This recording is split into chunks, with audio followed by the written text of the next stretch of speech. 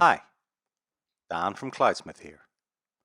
In this video, we will take a look at Cloudsmith entitlement tokens, what they are, and how to create and use them. Entitlement tokens are read-only access tokens for a repository. They are extremely useful in any situation where you only need download access to a repository. Say if you're vendoring packages or software commercially to your own customers, or even if just deploying packages to servers or building containers or clusters. In these cases, you don't need or necessarily want your customers or the systems that you are deploying to need a full Cloudsmith user account. What you do want are controls over download access and the ability to analyze activity and generate reports. And that's what entitlement tokens give you. When you create a token, you can add various restrictions to the token. These token restrictions allow you to enforce very fine-grained controls over access. So let's get started. I've logged into my Cloudsmith account, and here are my repositories. We will use this examples repo for this demo, and you can see the example packages it contains. If we just click here on entitlement tokens, we can see the tokens that this repo currently has enabled, just the one for now. We can see the unique identifier for the token, and that this is a user-based token. We can also see the number of downloads associated with it, and the number of unique client IP addresses that have used this token. Next, we have the token string itself, which is obscured as you should treat it as a secret, but you can copy and paste it from here. Finally, we have some buttons to delete, disable, refresh, set, reset the token statistics, and edit the token. Now to create a new token, we just click the green Create Token button. We give the token a name, and then the first type of restrictions we can add are visibility restrictions. These control what packages the token can access.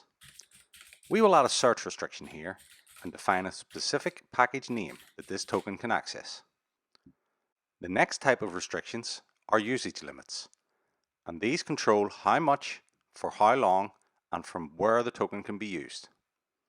We can specify a refresh interval for these so that they will reset after a given period of time, as well as a start and end time that the token is valid for.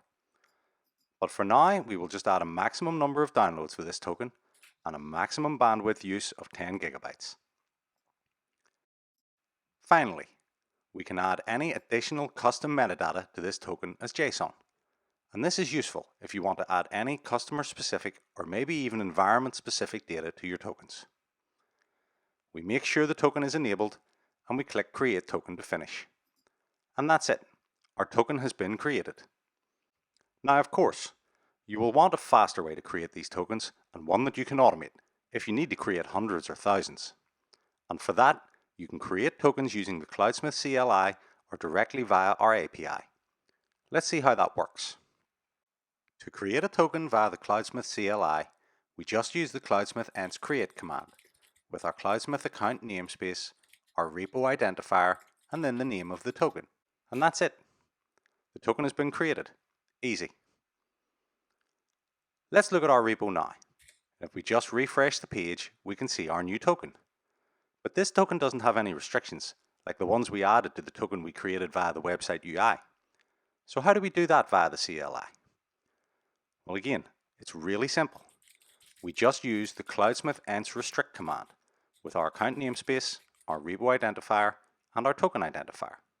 We then add the restrictions that we want to apply. In this case, a maximum of 10 downloads and only packages that are tagged basic.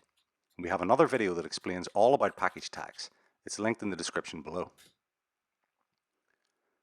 If we go back to our repo now and refresh the page again, we can see that this token now has the restrictions applied. And if we click here, we can see the view of this repository as this token can see it.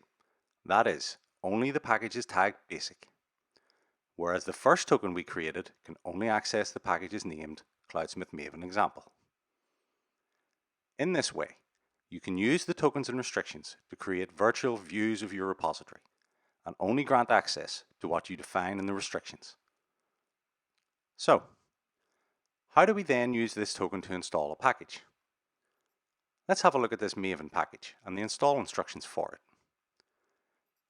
If we check the setup instructions to use this repository in a Maven project, we can see that the token is embedded in the URL for the repo.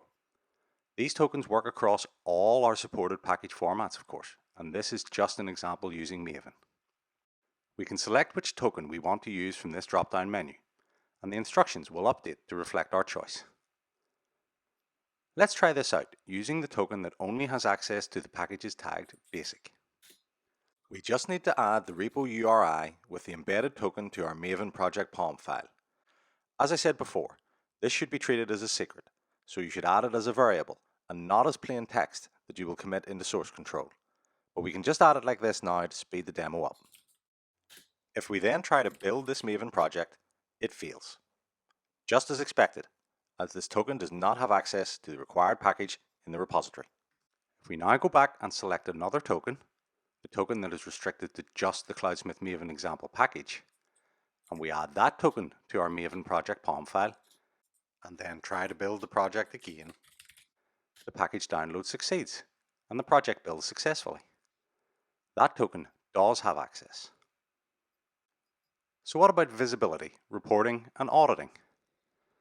Well, if we check the download logs for this repository, we can see that each download from the repo is attributed to whatever token was used to authenticate. And furthermore, you can access statistics for the repository on a per month basis and download these raw statistics for analysis using your own data analytics tools. This enables you to build up a better picture of what tokens are in use where and who your heavy users are.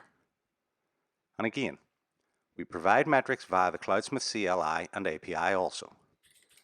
You just use the Cloudsmith metrics tokens command with the account namespace and repository identifier to see the usage totals for all your tokens.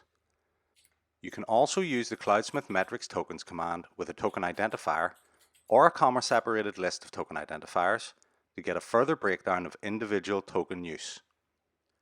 You can even get the output from any Cloudsmith CLI command as JSON, with the -f flag and the pretty JSON argument, making it machine readable for your automation tasks. I hope that this video gave you an idea of how simple yet extremely powerful the Cloudsmith Entitlement Token system is, and how you can use it and automate it to enable the distribution of your packages to all your customers, users, or systems. It really does give you the access control and visibility that you need for effective distribution and management. If you'd like to find out more, just go to cloudsmith.com where you can sign up for a free trial today. And remember to be awesome and automate everything.